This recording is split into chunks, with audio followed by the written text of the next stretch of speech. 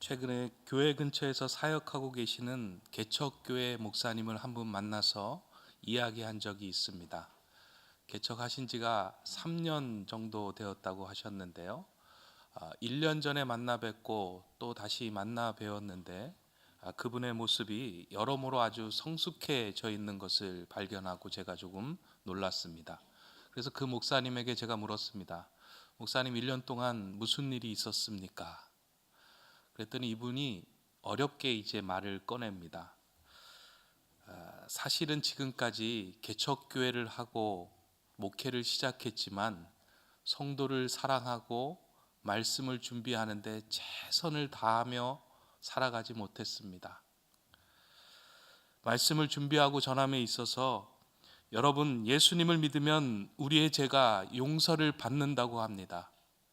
여러분, 우리가 십자가의 은혜로 하나님 앞에서 의로움을 받았다고 합니다. 이렇게 말씀을 전했다고 합니다.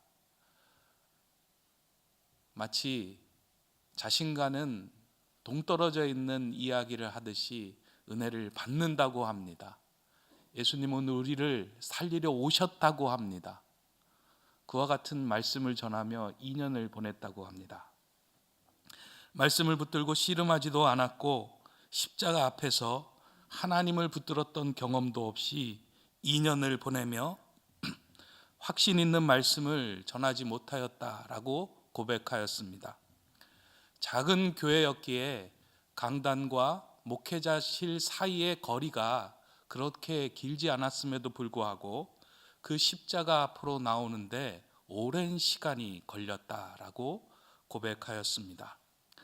나중에 십자가 앞에 나와 무릎을 꿇고 기도하면서 실제로 본인이 강대상 앞에 십자가와 목회자실의 거리가 얼마인지 줄자를 재고 재보았다고 합니다. 재보았더니 13m의 거리가 되었다고 하는데요. 그 13m 앞으로 나오는데 2년이 걸렸다라고 저에게 고백해 주었습니다. 그렇게 시간이 걸려서 앉은 그 십자가 앞에서 전에 누리지 못한 은혜와 평강을 경험하면서 왜 내가 과거에 이런 일들을, 그리고 왜 내가 과거에 이런 십자가 앞에서 기도하는 일들을 행하지 않았을까? 부교역자 시절에, 그리고 개척을 하면서 왜 하나님 앞에 미리 무릎 꿇고 십자가에서 주시는 그 은혜를 경험하지 못하였을까? 그 시간이 너무 아깝다. 목사님, 그 시간이 너무 아까워요. 그렇게 저에게 고백하며 한탄하는 소리를 들었습니다. 저는 그 이야기를 들으면서 그게 그 목사님만의 이야기가 아니다라는 생각이 들었습니다. 제 안에도 그런 마음이 있었고요. 오늘 예수 그리스도를 믿고 구주를 예수 그리스도로 영접하는 모든 예배하는 사람들의 마음 속에 여전히 남아있는 모습이 아닐까 하는 생각, 그런 마음이 크게 들었습니다. 예배하고 있지만, 십자가가 우리 앞에 있지만 그 십자가 앞까지 우리가 나오는 데는 너무 많은 시간이 걸렸고 아직까지 나오지 못하여 예수 그리스도의 십자가와 나의 사이의 거리가 멀어서 그 은혜를 경험하지 못하고 살아가는 것이 우리의 마음속에 많이 있기 때문입니다. 우리는 십자가에 대하여 수도 없이 많이 들으며 신앙생활을 하며 살아갑니다. 십자가는 회복입니다. 십자가에는 소망이 있습니다. 십자가에는 은혜의 통로이며 십자가에는 하나님의 능력이 있습니다. 많은 설교와 말씀을 들으며 살아갑니다. 듣기는 듣지만 실상은 내가 경험하여 고백할 내용은 제대로 없고 힘도 없습니다. 십자가로부터 주신 그 은혜의 삶을 누리지 못하였기에 믿어도 삶의 변화를 누리지 못하며 살아가고 있습니다. 그리스도인이란 이름은 십자가를 통하여 예수 그리스도의 사람이 되었다라는 의미를 담고 있습니다. 그리스도인은 반드시 십자가를 경험하고 십자가 앞에서 하나님 만나는 경험과 그 은혜를 누려야 합니다. 십자가 앞에서 십자가에 대한 말씀을 제가 준비할 때마다 늘 기억하고 외우는 경구가 하나 있습니다. 김은국 목사님, 이제는 작고하신 목사님인데요, 그분이 기록한 십자가라는 책에 나온 한 대목입니다. 뽕잎이 누에를 통과하지 않고 실크가 되지 못하듯이 십자가를 통과하지 않고서는 참된 그리스도인이 될 수 없다. 뽕잎이 실크가 되기 위해서 반드시 거쳐야 하는 과정은 누에를 거쳐서 잘게 부서지는 과정이 일어나고 난 후에야만 실크가 될 수 있습니다. 그렇게 먹히고 형체까지 사라질 때 비로소 그것은 새로운 형태의 실크로 나오게 됩니다. 마찬가지로 그리스도인이 십자가 앞에서 철저하게 먹히기 시작할 때 우리는 전혀 새로운 삶을 살아갈 수 있다는 표현입니다. 그런데 우리는 십자가를 붙들고서도 자꾸 뽕잎을 닦으며 윤기를 내려고 하는 삶을 살아갑니다. 나의 모습을 조금 더 화려하고 멋지게 변화시키는 것으로 십자가를 붙들고 살아갑니다. 헌금을 조금 더 많이 하고 봉사를 더 많이 하고 노력을 더해서 우리의 삶을 바꾸어 보려고 합니다. 그러나 이러한 노력은 잠시는 화려해 보이지만 결국 뽕잎 이상으로 변할 수 없고 결국은 말라서 사그라들고 시들어져 버리고 맙니다. 그리스도인이 십자가를 붙들어야 하는 이유는 풍성한 삶을 누리기 위함이 아닙니다. 세상적인 삶에서 윤택해지기 위해서 십자가를 붙드는 것이 아니라 우리의 영혼이 풍성해지기 위하여 십자가를 붙드는 것입니다. 하나님이 창조하신 그 형상을 회복하여 하나님의 자녀로 참된 평안을 누리기 위하여 십자가를 붙들어야 합니다. 그러한 은혜를 누리기 위해서 우리가 십자가에서 잘게 부서지고 소화가 될 때에만이 그와 같은 은혜와 평안을 누릴 수 있습니다. 이러한 은혜는 세상이 결코 우리에게 줄 수도 없고 오직 하나님께로 나아갈 때만 얻을 수 있는 은혜이며 선물입니다. 오늘 본문을 보면 모든 사람들이 죄를 범하였기에 우리가 하나님께 나아가지 못하게 되었다라고 선포합니다. 이 본문의 선포만으로는 아주 절망적인 선포입니다. 하나님이 창조하신 우리가 죄로 인하여 하나님과 단절되어 하나님의 영광을 경험하지 못하는 삶을 살아가게 되었다는 것입니다. 살아도 사는 것이 아니다라는 선포를 오늘 본문에서는 하고 있습니다. 그러나 오늘 본문이 거기에서 끝났다면 절망이지만 그 뒤에 말씀이 이어지고 있습니다. 하나님은 그렇게 우리를 내버려 두지 않으시고 하나님께 나아갈 수 있는 통로를 열어주셨다라고 성경은 말씀합니다. 우리가 십자가의 통로로 들어설 때에 우리는 하나님의 영광에 이르게 되며 하나님께서 부어주시는 하나님의 은혜의 삶을 살아갈 수 있게 된다라고 성경이 말씀합니다. 십자가를 통과하면서 우리에게 부어주는 하나님의 은혜의 선물이 있습니다. 십자가를 통과할 때만 주어지는 하나님의 선물이고 누리게 되는 선물입니다. 오늘은 십자가와 은혜라는 제목으로 말씀을 전하려고 하는데요.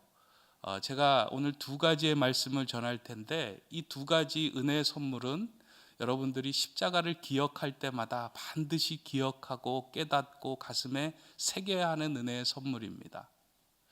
첫 번째로 우리가 그 십자가 앞에 우리가 가까이 나가고 십자가를 통과할 때 주어지는 은혜의 선물은 죄 사함의 은혜입니다. 십자가는 우리의 죄가 드러나는 자리인 동시에 그 죄를 사하여 주는 자리입니다. 혹시 어렸을 때 그림자 놀이를 해보신 경험이 있습니까? 그림자 놀이를 하다 보면 그림자가 커질 때가 언제인지 아십니까? 불빛 가까이로 나아갈 때 그림자는 커지고요. 불빛에서 멀어지면 멀어질수록 그림자가 작아집니다. 그 그림자 놀이를 하면서요, 저는 십자가의 이치와 같다라는 생각을 할 때가 종종 있습니다. 우리가 십자가 앞으로 가까이 나아가면 나아갈수록 우리의 죄가 얼마나 큰지 우리는 알게 됩니다. 그러나 우리가 십자가로부터 점점 멀어지기 시작하면 우리는 꽤 괜찮은 사람처럼 여겨집니다. 하나님 앞으로 가까이 나아오면 나아올수록 그 빛 가운데 서면 설수록 우리의 세세한 죄까지 하나님 앞에서 민감해지며 다 드러내올 수밖에 없는 상황이 됩니다. 그러나 그 십자가로부터 하나님의 영광으로부터 멀어지면 멀어질수록 우리는 의인처럼 여겨지고 다른 사람들의 죄가 드러나기 시작합니다. 혹시 오늘 이 자리에서 예배하는 여러분들은 어떠한 자리에 서 계십니까?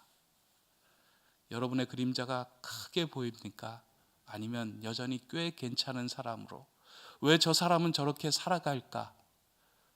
왜 저와 같은 삶을 살아갈까 하는 그 의인의 자리에 선 상태로 살아가고 있습니까? 십자가로 나오면 우리의 죄가 너무나도 큰 것을 깨닫기 때문에 다른 사람들의 허물이 잘 보이지 않습니다. 죄 사함의 은혜는 내 죄를 깨닫고 내가 하나님 은혜 가운데 바로 서는 것도 귀한 선물이지만, 죄 사함의 은혜는 다른 사람을 품을 수 있고 그 품음을 통해서 하나님 나라를 선물해 주는 은혜가 동시에 임합니다. 사자성어는 아니지만 사자성어처럼 사용되는 말이 하나 있습니다. 최근에 책을 읽으면서 하나 발견한 말인데 참 은혜가 컸습니다. 관해난수라는 표현입니다. 작고하신 신영복 선생님이 이렇게 글을 쓰셔가지고 잘 알려진 사자성어인데요. 관해는 바다를 본다라는 뜻이고요, 난수는 물을 말하기 어렵다라는 뜻입니다. 바다를 본 사람은 물을 말하기 어렵다라고 이렇게 해석되는 단어입니다. 하나님의 은혜 가운데 십자가 앞에서 우리의 죄가 얼마나 큰지를 깨닫는 사람들은 다른 사람들을 품을 수 있고 이해할 수 있는 자리에 서게 된다는 의미입니다. 요한복음 8장에 보면 예수님 앞에 간음한 여인을 사람들이 데리고 옵니다. 그런데 예수님이 그 여인 앞에 서 있을 때 주변에 있던 사람들에게서 자신의 죄가 얼마나 큰지 예수님이 말씀하면 말씀할수록 그들의 죄가 크게 드러나는 것을 보면서 다들 손에 있던 돌을 놓고 그 자리를 떠나기 시작합니다. 내 죄가 크게 보이기 시작하면 다른 사람을 품을 수 있고 안을 수 있음을 보여주는 대목입니다. 십자가로 가까이 나아가면 나아갈수록 나를 제대로 보게 되며 동시에 용서의 삶이 시작됩니다. 그렇게 제사함의 은혜는 하나님의 나라를 이루는 원동력이 된다는 의미입니다.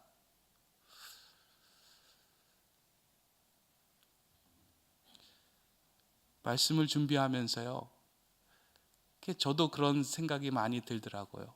하나님께서 나의 죄를 사하여 주시지 않았다면, 나를 덮어주시지 않았다면 내가 과연 이 자리에서 이렇게 얼굴을 들고 설교할 수 있었을까? 감히 그러지 못했을 거라고 생각합니다. 하나님께서 저의 옷을 한꺼풀만 들치셔도 이 자리에 설 수 없고 하나님 앞에 너무 부족한 죄인임을 제가 잘 알고 있기 때문입니다. 그러나 하나님께서 십자가의 보혈로 저를 덮어주시고 격려하여 주시고, 내가 너를 사랑한다, 내가 너의 죄를 없이 하겠다, 그 말씀의 은혜를 입고 이 자리에서 말씀을 전하고 있습니다. 십자가로 가까이 나아온다는 것은 내가 다 드러나는 것 같아서 아프고 힘들고 부끄럽지만 결국 그렇게 십자가 앞에서 드러나고 모든 것이 노출될 때에만이 예수 그리스도의 보혈로 우리는 덮어질 수 있습니다. 멀리 떨어지면 떨어질수록 우리는 의인의 자리에서 누군가를 정죄하는 삶을 살아갈 수밖에 없습니다.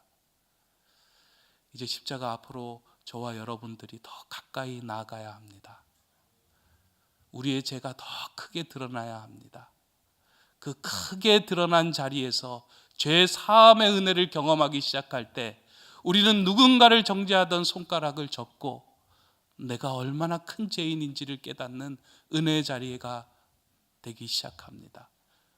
그 은혜의 자리가 커지기 시작할 때 교회와 우리의 삶의 선자리가 하나님 나라의 공동체가 됩니다. 그래서 그리스도인은요, 반드시 십자가의 은혜를 경험해야 하고요, 교회 안에는 이 십자가의 은혜를 경험하여 제사함의 은혜를 경험하여 살아가는 사람들이 넘칠 때에 하나님 나라에 합당한 교회가 됩니다. 그런 교회, 그런 그리스도인이 되는 저와 여러분 되시기를 바랍니다. 이것이 첫 번째 은혜라면, 두 번째 십자가를 통과할 때 주시는 은혜는 의인됨의 은혜입니다. 십자가와 항상 함께 따라다니는 단어가 있다면 그것은 속량이라는 단어입니다. 속량이라는 뜻은 제값을 주고 치러서 이제 해결되었다라는 의미입니다. 우리가 지은 죄로 인하여 죄의 노예가 될 수밖에 없는 우리를 예수님께서 자신의 생명을 주고 대신 우리의 생명을 사셨다 하는 것이 속량입니다. 그 속량으로 인하여 우리는 존귀한 하나님의 자녀가 되었고 의인이 되었습니다.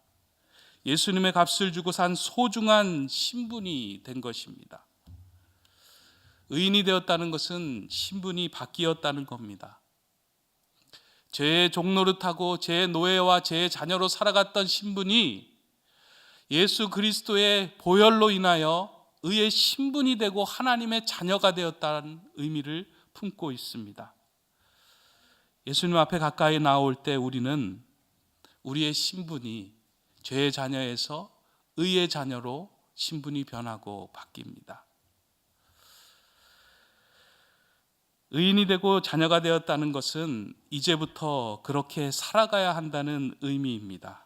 우리가 말로 나 의인이다, 나는 죄의 자녀가 아니라 하나님의 자녀가 되었다 말로 하는 것이 아니라 그렇게 살아가며 그렇게 행동하며 그렇게 살아내는 것입니다.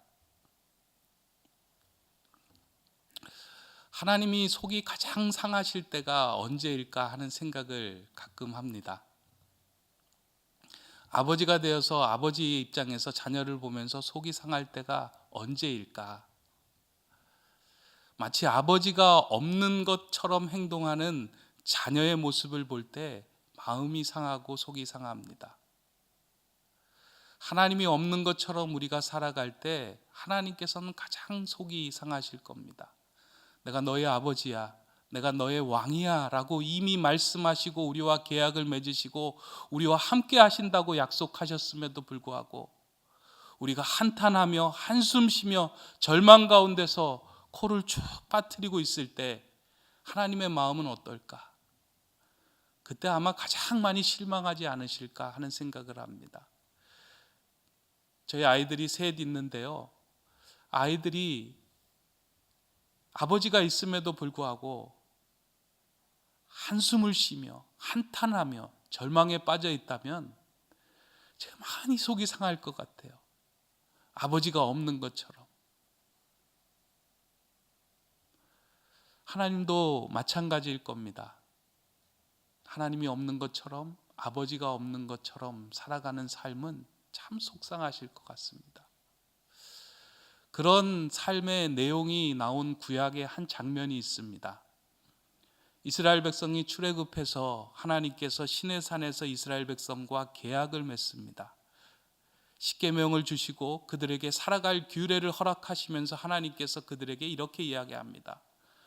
나는 이제 너희의 하나님이 되겠고 너희는 나의 백성이 될 것이다. 내가 너를 지켜주겠고 내가 너를 보호하겠다. 내가 너희가 들어가야 할 땅까지 내가 너희를 인도하겠다. 두려워하지 마라, 걱정하지 마라. 내가 너희 아버지가 되리라. 약속하며 계약을 맺습니다. 그리고 그 계약을 맺은 백성을 이제 하나님께서 인도하시는 가나안 땅으로 들어가게 하십니다. 그러나 도중에 한번 하나님께서 그들의 마음을 시험하고자 가데스 바네아라는 곳에서 머물게 하십니다. 그리고 그곳에서 12명의 정탐꾼을 가나안 땅으로 들여보내십니다. 저 땅에 가서 정탐하고 돌아오라. 여러분들도 잘 아실 겁니다. 10명이 갔다가 돌아와서 그렇게 이야기합니다. 저 땅에 들어가 보니 땅의 소산물도 좋고 살기가 좋은 곳이지만 그 땅에 살고 있는 사람들을 보니까 거인과 같고 그들은 힘이 세서 우리가 들어가면 다 죽게 되었습니다. 그들에게 있어서 우리가 보기에는, 우리 자신을 보기에는 우리는 메뚜기와 같습니다. 그 이야기를 듣고 백성들이 다들 절망하며 외칩니다. 하나님께서 우리를 죽게 하시는구나.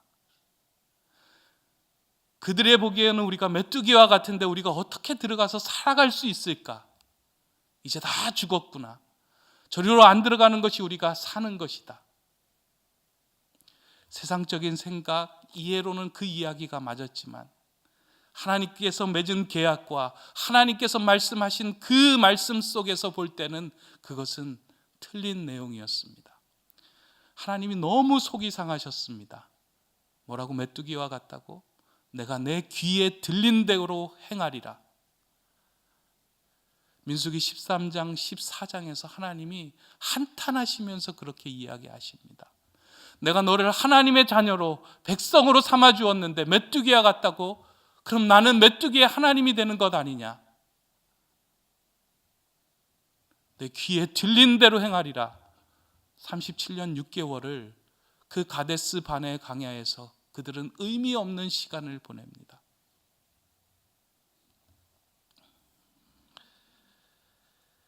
하나님의 자녀로 의인으로 세워주신 그 삶을 제대로 누리지 못하였기 때문입니다.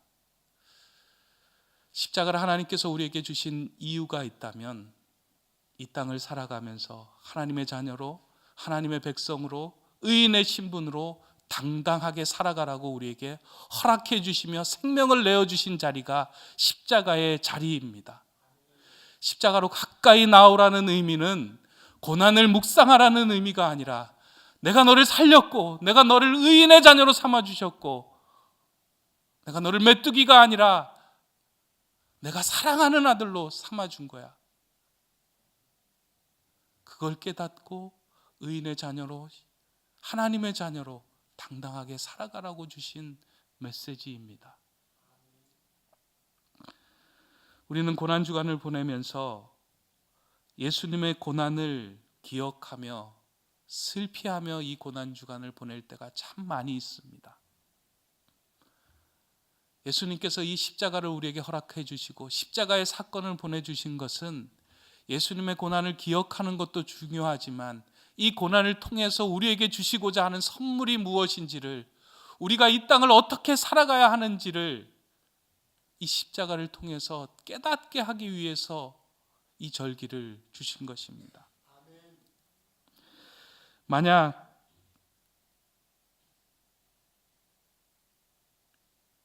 우리가 이 십자가를 통해서 하나님께서 주시는 이 선물을 제대로 누리지 않고 살아가고 있다면, 제사함의 은혜와 의인됨의 은혜를 제대로 누리지 못하고 있다면 우린 다시 십자가 앞으로 가까이 나가야 합니다. 십자가 앞으로 나갈 때 우리는 제사함의 은혜를 누리고 의인됨의 은혜를 누릴 수 있습니다. 고난주간은요, 코가 쑥 빠져서 지내는 주간이 아니고요,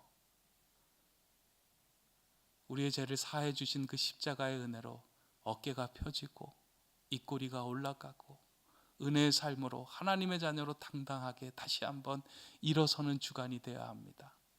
하나님께서는 그것을 기뻐하실 겁니다.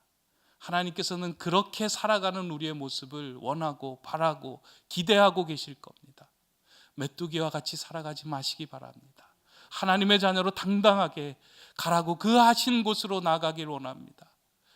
혹시 가정에 문제가 있어서, 혹시 자녀의 문제가 있어서, 혹시 경제적인 문제가 있어서, 혹시 관계의 문제가 틀어져서, 혹시 삶의 너무나 절망적인 일인 우리의 마음을 헤집을 때도 아버지가 없는 것처럼 살아가는 것이 아니라 하나님이 왕 되시고 하나님이 우리의 아버지 되시고 하나님께서 우리를 살리실 것입니다. 그 십자가를 통해서 결국 우리를 단련하여 정금같이 나오게 하실 겁니다. 우리는 그걸 확신합니다 하고 나아가는 저와 여러분 되시기를 주님의 이름으로 축원합니다. 이제 찬양 한 곡 하면서요 함께 기도하기를 원합니다. 십자가 그 사랑, 우리 함께 찬양합니다.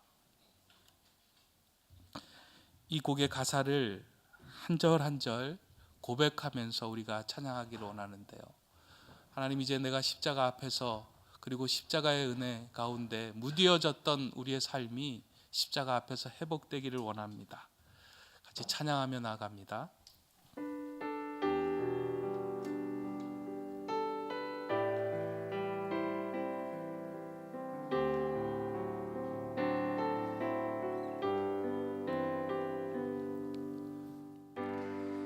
십자가 그 사랑, 멀리 떠나서 무너진 나의 삶 속에 잊혀진 주네,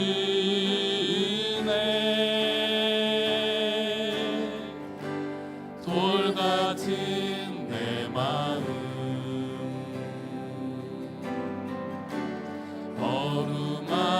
어루만지사 다시 일으켜 세우신 주를 살아갑니다. 주 나를 보호하시고 날 붙드시니 나는 외롭고 존귀한 주님의 자녀라. 주 너를 보호하시고 널 붙드시니 너는 외롭고 존귀한 주의 자녀라. 이 시간 기도하기를 원합니다. 사랑의 하나님, 늘 내 삶을 윤택하게 하는 도구로 십자가를 붙들며 멀리서 바라보며 살았습니다. 그래서 나는 꽤 괜찮은 사람으로 살아갔습니다. 다른 사람들의 모습이 보이고 우리의 손가락은 늘 남을 향하여 가는 손가락이었습니다. 내가 죄가 얼마나 큰지를 예수 그리스도의 십자가 앞에서 크게 경험해 본 적도 참 많이 없습니다. 하나님, 이제 십자가 앞에 나아가기를 원합니다. 죄 사함의 은혜와 의인됨의 은혜를 누리기를 원합니다.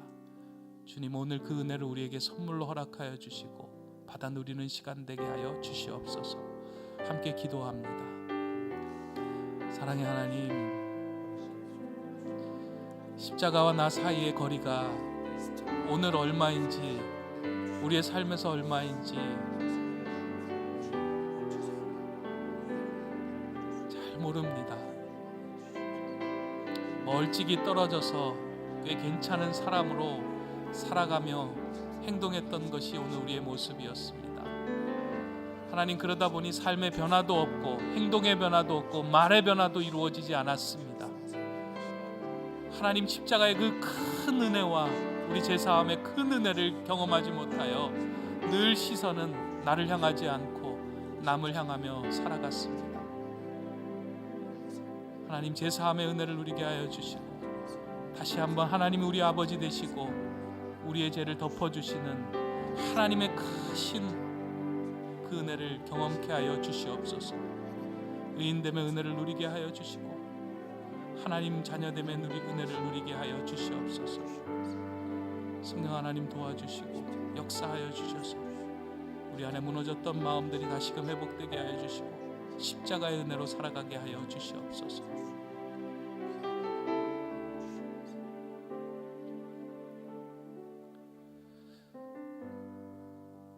우리 2절 함께 찬양하기를 원합니다.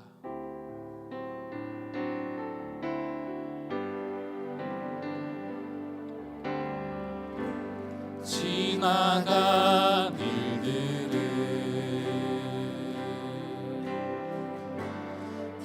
기억하지 않고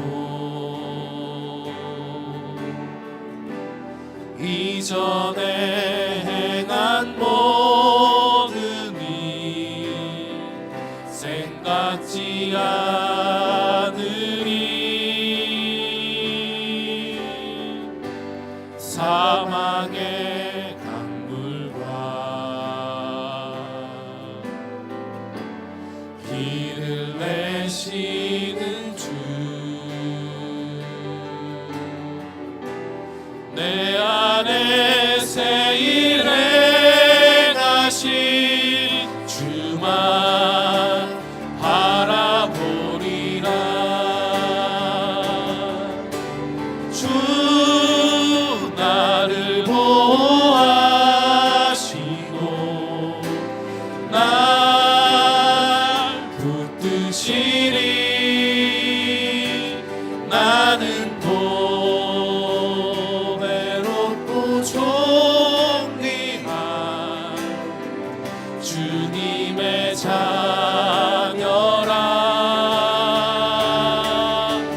주 너를 보호하시고 널 붙드시리. 너는 또 외롭고 존귀한 주의 자녀라. 사랑의 하나님, 십자가를 통하여 예수님은 우리의 죄를 덮어주시고 예수님은 우리에게 의를 전가해 주셨습니다. 자녀라는 신분을 주시고 우리를 살게 하셨습니다. 이제부터 십자가를 내 삶을 윤택케 하는 도구로 바라보지 않게 하여 주시고 십자가 앞에 나아가 죄 사함의 은혜와 의인됨의 은혜를 누리며 살아가게 하여 주시옵소서. 메뚜기와 같은 삶을 살지 않게 하여 주시고 담대하게 하나님의 자녀로 십자가를 기꺼이 지고 십자가 앞에 나아가 살아가는 주님의 자녀 되게 하여 주시옵소서. 삶의 모든 문제 속에서도 담대하게 하나님이 계시니, 하나님이 아버지시니, 하나님이 왕이시니 이것을 선포하며 승리하는 인생 되게 하여 주시옵소서. 예수 그리스도의 이름으로 기도합니다. 아멘.